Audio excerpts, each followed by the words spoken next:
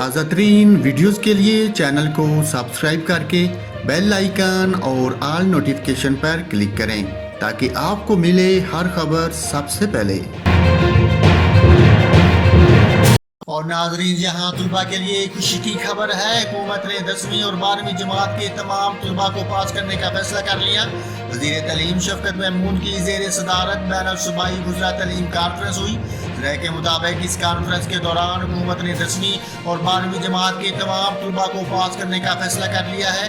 فیل ہونے والے طلباء کو رہتی 33 نمبر دے کر پاس کیا جائے گا۔ وزراء تعلیم نے فیصلہ کیا کہ کورونا کے باعث دوبارہ فوری امتحانات ممکن نہیں ہیں۔ ذرائع کے مطابق وزراء تعلیم نے فیصلہ کیا کہ میٹرک اور انٹرمیڈیٹ کے امتحانات سال میں 2 بار ہوں گے۔ وزراء تعلیم نے یہ بھی فیصلہ کیا کہ امتحانات کو سپلیمنٹری امتحانات کا نام نہیں دیا جائے گا۔ وزراء تعلیم نے یہ بھی فیصلہ کیا کہ آئندہ سال میٹرک امتحانات مئی اور جون میں ہوں گے۔ وزراء تعلیم نے آئندہ برس نیا سیشن اگست میں شروع کرنے کا بھی فیصلہ کیا ہے۔